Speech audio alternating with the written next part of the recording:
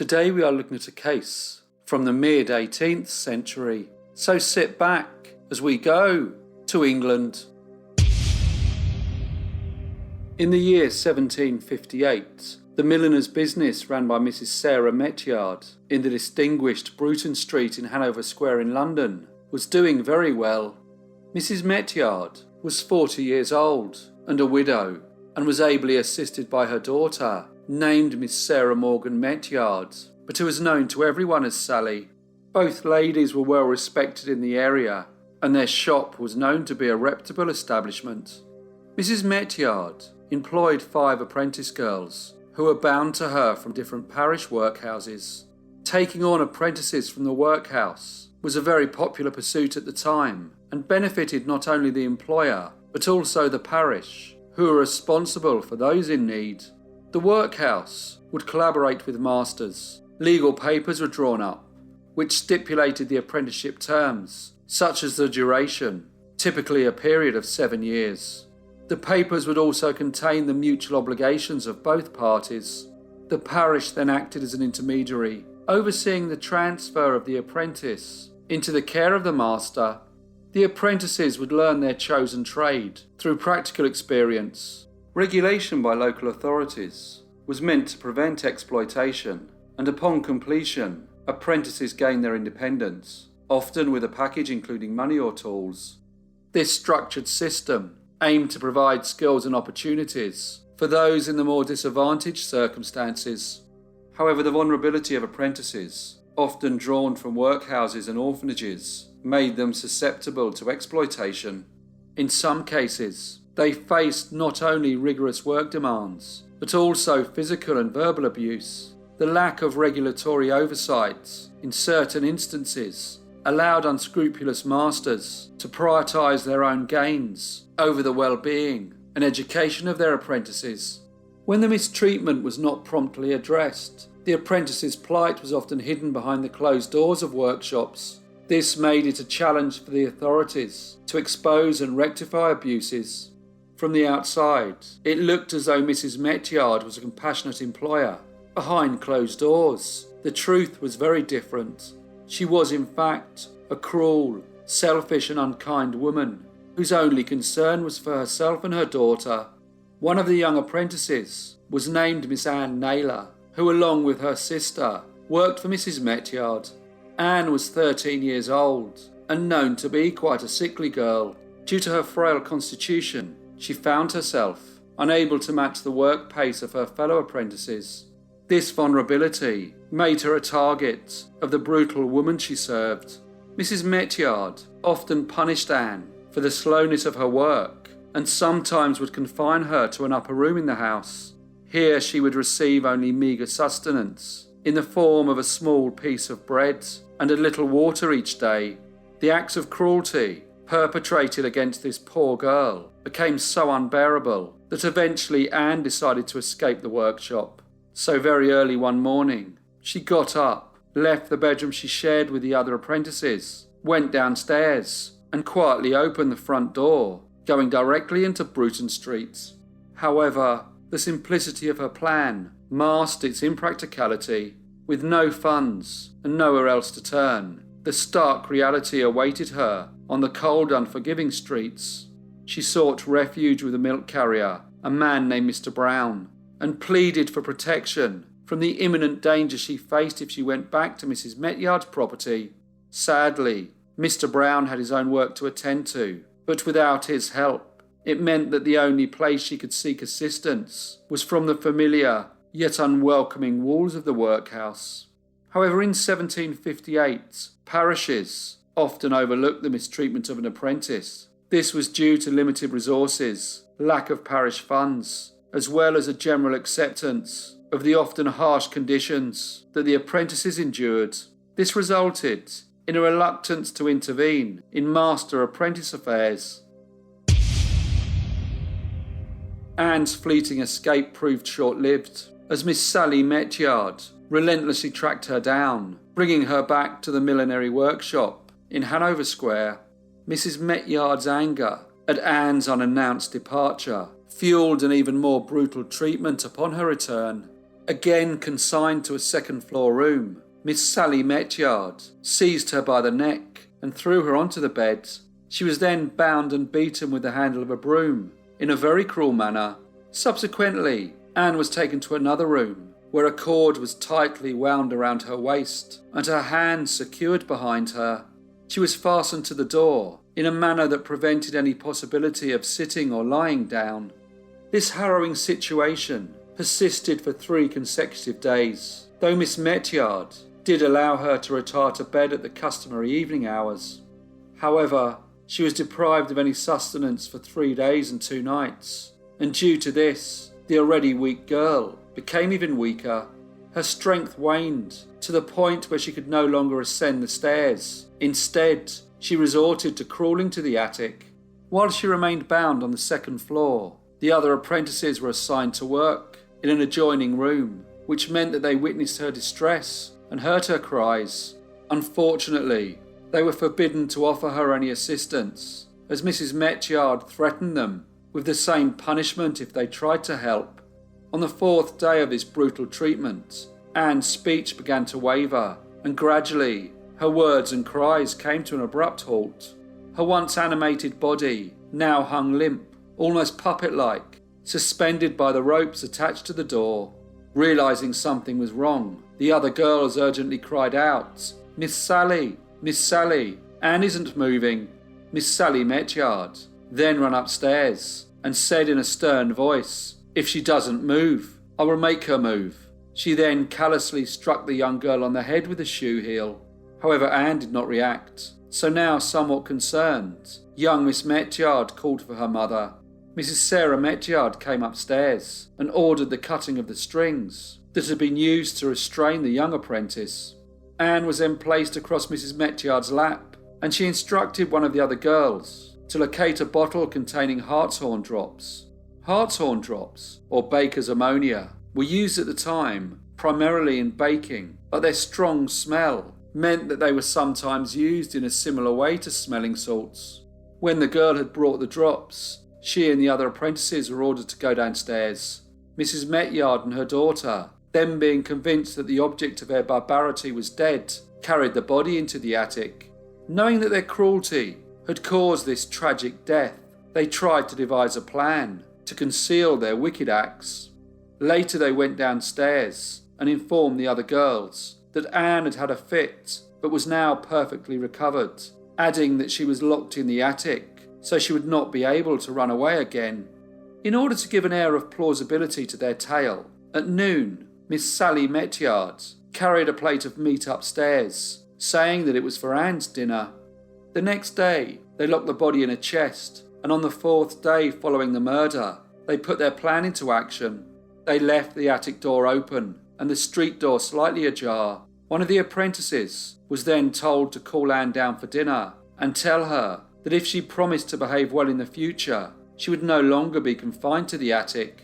The young apprentice did as she was instructed, but when she came downstairs, she told Mrs Metyard that Anne was not there and was nowhere to be seen. A search was ordered, but after the 4 apprentices had looked in every corner of the house, the young girl had not been found. Mrs Metyard then announced that Anne had always possessed an unruly nature and she must have run away again. The apprentices were told to speak no more about it. The sister of the deceased, who served under the same cruel mistress, confided in a lodger within the household. She expressed her belief that her sister had met an untimely demise, pointing out that it seemed unlikely for her to have simply left, especially considering that some of her belongings were still in the attic. Upon learning of the girl's suspicions, the heartless perpetrators, with the intent of averting exposure, ruthlessly subjected her to the same manipulation and cruelty, perpetrating a cycle of abuse to keep their dark secrets hidden. Young Anne Naylor's body had been placed in a chest, locked away in the attic, but Mrs Metyard knew that it could not stay there indefinitely. 2 months after the murder, the door of the attic still remained sealed, somewhat veiling the putrid smell that emanated from the chest and the macabre secret that was kept in the small room at the top of the house. However, now fearing discovery, Mrs Metyard deemed it necessary to dispose of the remains of the unfortunate victim. Consequently, on the evening of the 25th of December, and ably assisted by her daughter, Mrs Metyard started to cut the body into pieces. The head and torso were bundled together in one cloth, while the limbs, with the exception of one hand, were wrapped in another, designated for disposal by burning. Once the apprentices had retired for the night, Mrs Metyard placed the hand in the fire, uttering the words, "The fire tells no tales."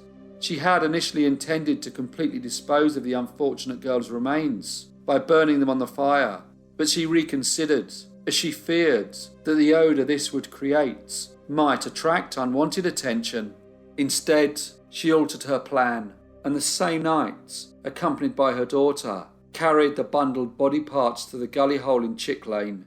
Her plan had been to throw the body parts over the wall, into the common sewer. However, she encountered difficulty in doing this, and eventually left them in bundles, amidst the mud and water that had accumulated before the grate in front of the sewer. This was not the best location to leave them, and they were quickly discovered when around midnight, a watchman stumbled upon the fragments and promptly alerted the constable. Seeking guidance, the constable approached one of the overseers of the parish, who arranged for the remains of the poor young girl to be collected and taken to the watch house. The next day, news of the discovery reached Mr Umfraville, the local coroner.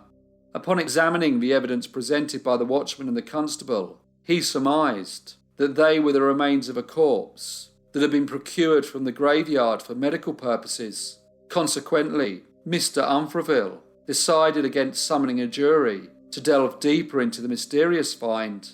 It seemed that Mrs Sarah Metyard and her daughter had got away with murder. It took 4 years for the gruesome truth of these murders to surface, and the revelation unfolded in a way nobody expected. The mother and daughter were caught up in constant conflicts. Despite Miss Sally Metyard being of age, she too had started to endure regular beatings and harsh treatment at the hands of her mother. Frustrated and provoked, she started making threats, sometimes talking about self-harm, and other times hinting at exposing the aging woman as a murderer. Eventually, word of the sinister affair reached the overseers of Tottenham Parish, and this led to the arrest and confinement of mother and daughter, who were then placed in the foreboding confines of Newgate Prison. On Wednesday the 14th of July 1762, Mrs Sarah and Miss Sally Metyard were indicted for the wilful and malicious murder of Miss Anne Naylor by assaulting, beating and bruising her and starving her to death. As they waited in Newgate Prison, the intense hostility between the distressed mother and daughter reached such heights, with their constant blame and accusations, that the authorities had to keep them separated. The daughter was given a cell on the press yard wing, complete with the servants, while the mother was placed on the opposite side of the prison. Following the arrest, Mrs Metyard was not immediately interviewed by authorities. Nevertheless, she vehemently asserted her innocence to anyone who would listen, and expressed a willingness to confirm it under oath. However, she was informed that such confirmation couldn't be accepted, and was told to wait for the trial to start. When her daughter was spoken to by the priest, it was apparent that she was very distressed, and told of her fears and anxieties ahead of the trial. She openly confessed to her mother's guilt, explaining her own role was nothing more than knowing about the terrible crime, but concealing the wrongdoing. She said that she saw it as her duty to her mother to do so. She told the priest that at the time this happened, she was young and dominated by her mother. She said that she had no friends and knew little of life outside the confines of the workshop and the area around Bruton Streets. However, when the trial commenced, witnesses confirmed that Miss Sally Metyard had participated in the beating, bruising, tying up and starving of the deceased girl. One witness was Miss Philadelphia Dowley, who was 14 years old in 1758 when the crime took place, and was an apprentice in the house of Mrs Metyard. She told the court a harrowing tale of the treatment of Miss Anne Naylor. When questioned about the day the young girl ran away, she said, "The daughter received her from the milkman and pulled her up the stairs. She was taken into the room and they beat her with a broomstick. I was in the room. The mother was present and she held the girl by the head while the daughter beat her. Then she was carried upstairs and tied to a back room door by the daughter. The string went round her waist and her hands were tied behind her. She could neither sit nor lie down." Miss Dowley went on to confirm that Anne was denied food and water and that the apprentices were forbidden to assist her. Mr Brown, the milkman, was another witness. He told the court that he had previously delivered milk to the Metyards' house. He said that he recalled an incident around October 1758 when Anne Naylor ran to him in the streets and pleaded that he help her, as she feared starvation if she stayed any longer in the workshop.